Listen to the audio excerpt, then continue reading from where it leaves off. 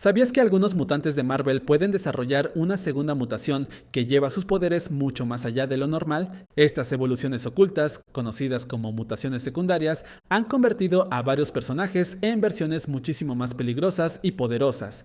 Y hoy vamos a repasarlas todas. Wolverine. Logan es probablemente el mutante más reconocible de todo Marvel, y su mutación secundaria es también la más oscura de esta lista porque no le da poder adicional, le quita quién es. Todo comienza en Fatal Attraction, cuando Magneto usa su control sobre el metal para arrancar, literalmente, el esqueleto de adamantium de Wolverine desde adentro.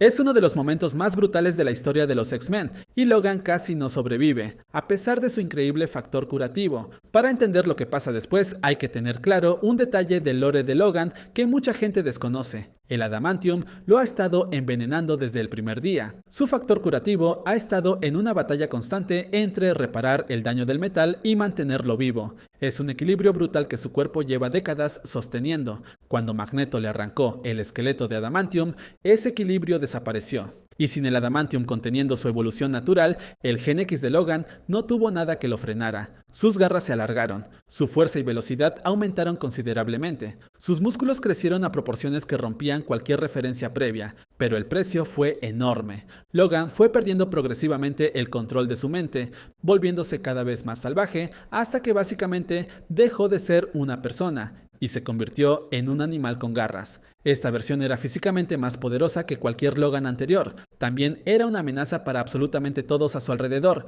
incluidos sus compañeros. Eventualmente logró recuperar la cordura, pero el proceso dejó claro algo importante. El adamantium no solo era su arma, también era su ancla. Emma Frost.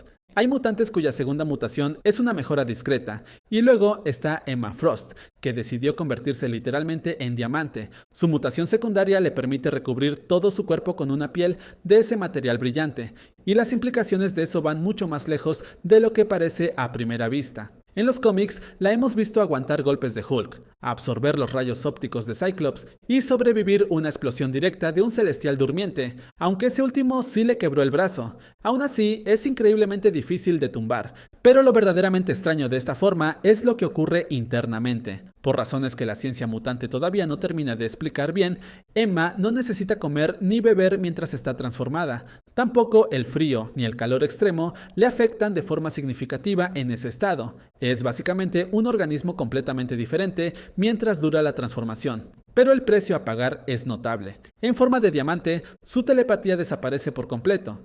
No puede leer mentes ni proyectar pensamientos. Dependiendo de la situación, Emma elige entre ser invulnerable o ser la telepática más poderosa de la sala, pero nunca las dos cosas al mismo tiempo. En las películas siempre ha sido capaz de transformarse en su forma de diamante. En los cómics es algo que desbloquea con el tiempo, lo cual tiene más sentido narrativo y le da más peso al momento en que ocurre. Beast. Hank McCoy tiene la particularidad de ser uno de los pocos mutantes cuya segunda mutación no llegó en un momento de pubertad ni de forma accidental. En cierta medida, fue provocada deliberadamente, aunque las consecuencias no eran exactamente lo que esperaba. En Extreme X-Men, Sage activó el potencial latente del Gen X de Hank, desencadenando una mutación secundaria que lo empujó hacia una forma más felina. Y lo que siguió fue uno de los arcos más interesantes del personaje, el miedo genuino de que estaba devolucionando hacia algo irreconocible, posiblemente hasta convertirse en un simple gato doméstico. Para alguien con la inteligencia de Beast, perder su humanidad de esa forma era una perspectiva aterradora.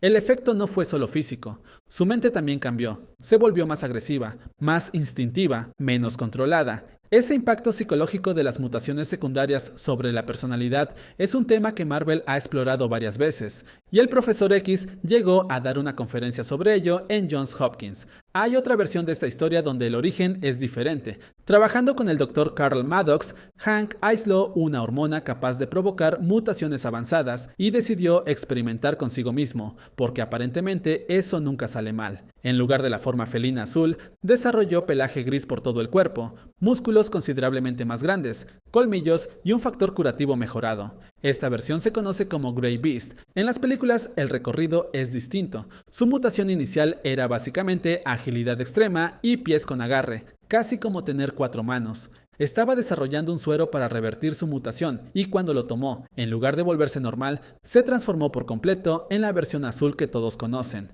con una mejora física tan drástica que le permitió dejar inconsciente a Azazel. Archangel Warren Worthington III empezó siendo el X-Men más straightforward del equipo original. Vuela, tiene alas grandes, eso es todo.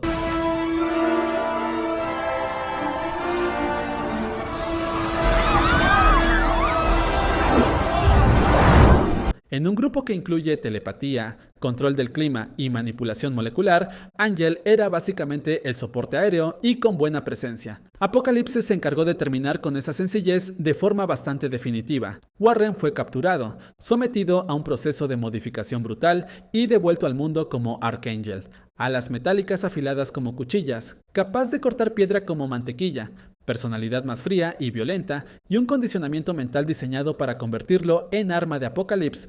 Durante mucho tiempo, todo esto se trató como algo que le fue hecho desde afuera, una modificación artificial, no una evolución real. Pero historias posteriores empezaron a complicar esa narrativa. Lo que nadie vio venir fue lo que ocurrió con su sangre. Después de liberarse del control de Apocalipsis, Warren descubrió que algo en su biología alterada había producido un efecto inesperado. Su sangre tiene propiedades curativas extraordinarias. Transfundida a alguien con tipo compatible, puede sanar heridas graves, eliminar enfermedades y revertir daños que normalmente serían irreversibles. El origen exacto de esta habilidad sigue sin estar del todo claro, y Marvel ha mantenido esa ambigüedad de forma intencional. Algunas historias sugieren que las modificaciones de Apocalipsis desbloquearon algo que ya estaba latente en su gen X. Otras conectan esta sangre curativa con linajes mutantes más antiguos dentro del lore, a veces con resonancias casi mitológicas. Sea cual sea el origen, el resultado convierte a Warren en algo difícil de categorizar. Es al mismo tiempo uno de los mutantes de aspecto más amenazante y una fuente literal de curación. Esa contradicción, ser símbolo de destrucción y milagro médico viviente al mismo tiempo, es lo que hace de Archangel uno de los personajes más complejos de toda la saga. Gambit. Técnicamente, esto no fue clasificado como una mutación secundaria en los cómics, pero el salto que da el personaje es tan significativo que dejarlo fuera de esta lista sería un error. El poder base de Gambit es cargar objetos con energía cinética. Sus cartas de juego son el ejemplo más famoso.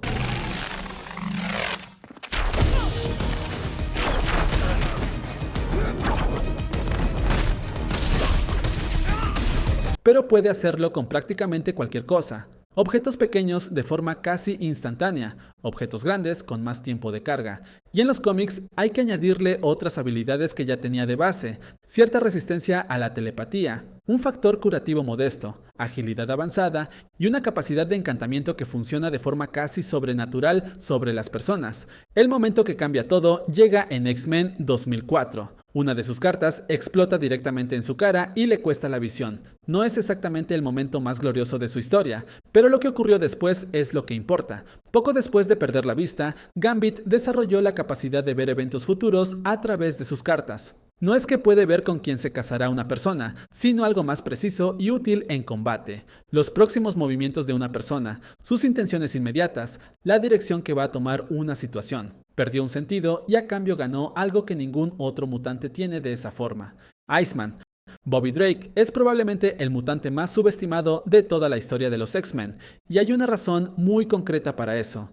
Durante décadas, él mismo se subestimó. Su poder siempre pareció claro. Genera hielo, crea rampas, congela cosas, útil en combate, nada revolucionario. El problema es que esa era solo la superficie de lo que realmente podía hacer, y Bobby tardó mucho tiempo en entenderlo, en parte porque él mismo no quería aceptarlo. El quiebre ocurre en Uncanny X-Men 415, durante una pelea con Black Tom Cassidy, donde recibe una herida en el pecho potencialmente fatal, y ahí es donde su cuerpo hace algo que él no había visto venir.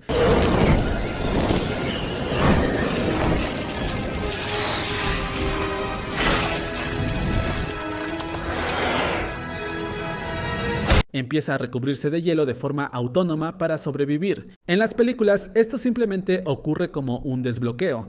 En los cómics es un proceso más gradual y mucho más perturbador. Lo que siguió fue uno de los momentos más extremos de su historia. Durante una misión para rescatar a Nightcrawler, su cuerpo en forma de hielo fue completamente destruido, quedando únicamente su cabeza congelada, y aún así volvió, reconstruyendo su cuerpo usando la humedad del ambiente. Ese momento lo cambió todo. Bobby se dio cuenta de que no estaba cubriéndose de hielo. Él era el hielo. Su conciencia había dejado de depender de su cuerpo orgánico por completo. Las implicaciones son enormes. Puede transferir su conciencia entre múltiples construcciones de hielo. Puede reconstruirse desde cero usando la humedad del aire. Puede crear clones de sí mismo y existir en varios lugares simultáneamente. Matarlo se vuelve un problema sin solución clara. Bobby ya no solo congela agua, está manipulando la humedad a nivel molecular, líquido, sólido, vapor, todo es válido. Y todo esto proviene de la misma mutación que realmente siempre tuvo, solo que llevada hasta sus últimas consecuencias. Bobby es un mutante de nivel Omega, que durante años operó como si fuera de nivel medio,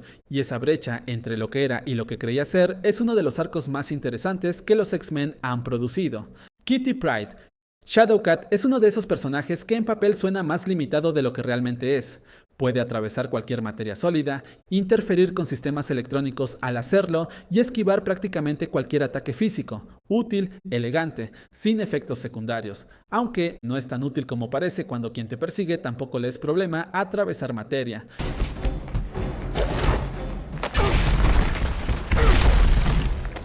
Pero la cosa se complica cuando el tiempo entra en la ecuación. En Days of Future Past, el clásico de los cómics de los 80, una Kitty adulta del futuro envía su conciencia al pasado para habitar su cuerpo joven e intentar evitar la catástrofe que destruyó ese futuro. Es un recurso narrativo poderoso, pero en los cómics no se presenta exactamente como una mutación secundaria.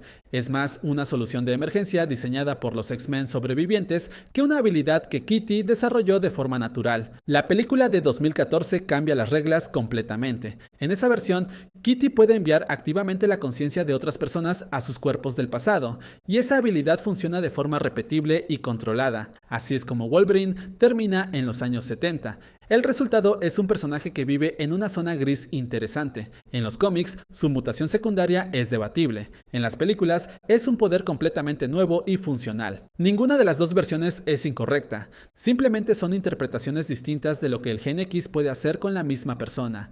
Wolfsbane.